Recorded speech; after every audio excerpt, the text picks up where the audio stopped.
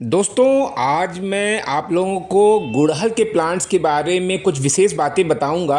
देखिए, इस समय अब टेम्परेचर थोड़ा बढ़ने लगा है और ठंडी का एहसास अब कम होने लगा है। तो गुड़हल में अब कुछ ऐसी काम करने होंगे ताकि आने वाले जो भी समय है उसमें भरपूर मात्रा में गुड़हल हमारे गुड़हल के पौधे में फ्लावरिंग हो, कलियां आएँ और खूब जम के उसमें फ्लावरिंग हो। तो क्या करना है वो सारी टिप्स को आज मैं आपको शेयर करता हूँ। तो आप प्लीज़ वीडियो पर बने रहें। और ये देखिए, आप जो ये देख रहे हैं जो गुड़हल का पौधा, ये हाइब्रिड गुड़हल का है। तो सबसे पहला काम तो हमें यही करना है कि अ, अभी तक देखिए बहुत दिन हो गए इसकी निराई गुड़ाई किए हुए। तो सबसे पहला जो इम्पोर्टेंट काम ये है कि इसकी थोड़ी हल्की गुड़ाई करना बहुत ज़रूरी है। और अगर इसकी रूट प्रूनिंग की भी ज़रूरत हो तो वो भी कर सकते हैं, लेकिन मैं अब इस समय अपनी इस गुड़हल की रूट प्रूनिंग नहीं कर रहा हूँ, क्योंकि अब इसमें पत्तियाँ काफ़ी संख्या में आ गई हैं। पत्तियाँ आने के पहले ही रूट प्रूनिंग वाला काम आपको करना चाहिए। पत्तियाँ आ जाएं तो रूट प्रूनिंग का काम ना करें। तो बस इसकी गुड़ाई कर लेता हूँ। और गुड़ाई करने के बाद जो चीज़ें मैं इसमें डालूँगा वो एक एक करके आपको बताऊँगा। ज़्यादा इसमें हमें कोई भी ऐसी चीज़ नहीं डालनी है जो केमिकल हो। ऑर्गेनिक चीज़ें या अपने यहाँ जो अवेलेबल चीज़ें हैं, लेकिन हैं बहुत महत्वपूर्ण चीज़ें जो हमारे गुड़हल के पौधे के लिए बहुत ज़रूरी हैं। तो दोस्तों, ये ध्यान रखें कि गुड़हल के लिए एसिडिक सॉइल चाहिए। तो मिट्टी में आप बीच बीच में छाछ डालते रहें। और देखिए, अब जो मौसम आ रहा है उससे उसमें ये गुड़हल के पौधे में चींटियाँ बहुत लगती हैं और मिलीबग की प्रॉब्लम भी आती है। तो इसको आप दूर कर सकते हैं लकड़ी की राख से। गुड़ाई करने के बाद सबसे पहला काम आप यही करें कि लकड़ी की राख का आप कहीं इंतज़ाम कर सकें तो वो कर लें।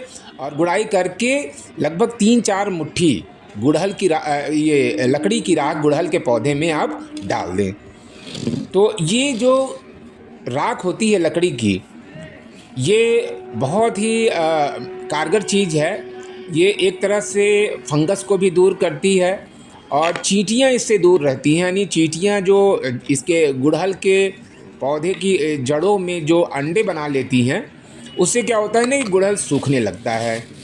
तो इस कारण से हमें ये काम करना है। ये देखिए, मैंने लकड़ी की राख को कलेक्ट करके रखा हुआ है और जितने भी हमारे गुड़हल के प्लांट्स हैं उसमें गुड़ाई करके मैं डाल दूँगा। अगर मिलीबग की प्रॉब्लम को भी आप फिर राख से दूर कर सकते हैं। पूरे पौधे को पानी से नहला करके उस पर राख डाल दें और उसके बाद 2-3 दिन ऐसे ही छोड़ दें। उसके बाद धुलाई कर दें। आप देखेंगे कि पूरे राख के साथ साथ मिलीबग बग भी दूर हो जाएंगे। और ये देखिए दोस्तों, ये है नीम की खली। तो दूसरी चीज़ है, ये राख के बाद ये नीम की खली बहुत महत्वपूर्ण है। ये भी एंटी फंगल है, एंटी माइक्रोबियल है और फर्टिलाइज़र का भी काम करती है। तो इसके कारण जो है, जो बैक्टीरिया वगैरह जड़ों में लग जाते हैं पौधे की, तो वो नहीं लगेंगे। तो इसको डाल करके एक बार फिर से हल्की सी गुड़ाई आपको कर देनी चाहिए, जैसा कि मैं कर रहा हूँ। दोस्तों, ये काम आपको, अब देखिए मौसम बदल रहा है, यानी फरवरी के सीज़न में ये जो फर्टिलाइज़र है आपको डालनी है। यानी ये जो ये देखिए, ये तीसरी चीज़ जो मैं डाल रहा हूँ ये है गोबर कंपोस्ट। तो दोस्तों, ये 3 चीज़ों का इम्पोर्टेंस है गुड़हल के लिए। गोबर कंपोस्ट ये बहुत ज़रूरी है पौधे को ताकत देने के लिए। जो जैसे NPK यानी नाइट्रोजन, फास्फोरस और पोटास, ये 3 चीज़ें जो है पौधों को बहुत ज़रूरत होती हैं। तो गोबर कंपोस्ट में नेचुरली ये चीज़ें पाई जाती हैं। तो लगभग 3-4 मुट्ठी गोबर कंपोस्ट, पुराना गोबर होना चाहिए और बिल्कुल उसका चूरा होना चाहिए। तो अच्छी तरह से उसको तैयार करके तभी आप इस प्लांट्स में डालें। तो दोस्तों, ये 3 चीज़ों का आपको ये फरवरी के समय में अपने गुड़हल के पौधे में डालना है। और अगर हो सके तो 15-20 दिन के अंतराल पर इस चीज़ को दोहराएं। तो आप देखेंगे कि पूरे आने वाली जो गर्मी है, पूरे गर्मी भर आपको गुड़हल के पौधे में खूब भर भर के फ्लावरिंग मिलेगी। कलियां भी आपके स्वस्थ रहेंगी और कलियां टूट के गिरेंगी भी नहीं। तो दोस्तों, ये काम करने के बाद इसकी वाटरिंग ज़रूरी है।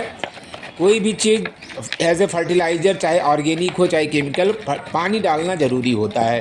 तो पानी जो है फुहार के माध्यम से अब डालना शुरू कर दें, क्योंकि अब थोड़ा टेम्परेचर बढ़ना शुरू हो गया है। फरवरी में थोड़ा टेम्परेचर बढ़ जाता है और ये गुड़हल जैसे पौधों के लिए बहुत ही उपयुक्त होता है।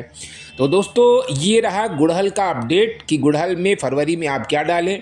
तो ये वीडियो आपको अगर इन्फॉर्मेटिव लगा हो तो प्लीज़ आप कमेंट करें, लाइक करें, शेयर करें, और अगर मेरे चैनल पे नए हो तो प्लीज़ सब्सक्राइब कर लें। तो मिलते हैं इसी तरह के अच्छे से वीडियो के साथ, तब तक के लिए हैप्पी गार्डनिंग।